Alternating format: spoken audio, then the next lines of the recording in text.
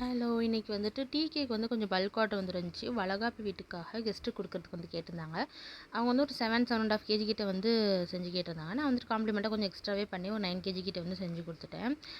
And வந்துட்டு tea cake உங்களுக்கும் வேணும் அப்படின்னா ஸ்க்ரீன் நம்பருக்கு வாட்ஸ்அப் பண்ணுங்கள். ஆல் ஓவர் தமிழ்நாடு வந்து ஷிப்பிங் அவைலபிளாக இருக்குது. டீ கேக், ப்ரௌனி, முட்டை மிட்டாய் எல்லாமே. ஸோ வேணும்னு வந்து கண்டிப்பாக கான்டாக்ட் பண்ணுங்கள்.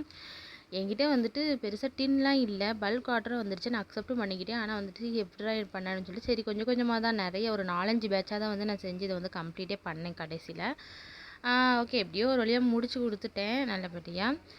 சரி ஓகே. அதுக்கப்புறம் வந்துட்டு லாஸ்ட் வீடியோவில் வந்து நான் சொல்லியிருந்தேன், ஸ்க்ரீன்ஷாட்டில் அட்டாச் பண்ணியிருந்தேன். ஸோ நீங்கள் பார்த்துருப்பீங்கன்னு நினைக்கிறேன். பார்க்காதவங்க வந்து கண்டிப்பாக அந்த வீடியோ பார்த்துட்டு இதை பாருங்கள். அப்போ தான் வந்து உங்களுக்கு புரியும். இந்த மாதிரி வந்துட்டு அந்த கஸ்டமர் வந்து ரொம்ப ரொம்ப ரூடாக பேசிகிட்டே இருந்தாங்க. நானுமே வந்துட்டு கடைசி நேரத்தில் எனக்கு கொஞ்சம் கோவமாயிட்டு அதுக்கப்புறம் என்ன பண்ணேன் அப்படின்னா, இந்த பாருங்க நீங்கள் கேட்டதை நான் வந்து செஞ்சு கொடுத்துருக்கேன். உங்கள் பெர்மிஷன் இல்லாமல் நானாக இஷ்டத்துக்குலாம் எதுவுமே பண்ணலை. அதனால வந்து கொஞ்சம் பார்த்து பேசுங்க அப்படின்ற மாதிரிலாம் வந்துட்டு அவங்ககிட்ட சொல்லிவிட்டு அப்படியே விட்டுட்டேன். அப்புறம் வந்து அவங்க வந்துட்டு என்னென்னா எதுக்கு பண்ணுறாங்க அப்படின்னா, எல்லாமே காசை கம்மி பண்ணுறதுக்காக தான். அவங்க வந்து லாஸ்ட் 2 டைம்ஸுமே அப்படி தான் பண்ணாங்க. ஒரு குறைகளாக சொல்லி காசை கம்மி பண்ணாங்க. ஸோ அதே மாதிரி இந்த டைமும் வந்துட்டு கேக்கை வாங்குறதுக்கு முன்னாடி வந்துட்டு குறை சொல்லி கேக்கு வாங்கும்போதே காசை கம்மி பண்ணி வாங்கிடலாம் அப்படின்ற ஒரு ஐடியாவில் தான் வந்து அவங்க பண்ணதே. ஏன்னா வந்து நான் லாஸ்ட் 2 டைம்ஸ் நான் வந்து அவங்கக்கிட்ட உள்ள நடவடிக்கை வந்து நான் பார்த்துட்டு தான் இருந்தேன். ஸோ அதை வச்சு தான் சொல்கிறேன்.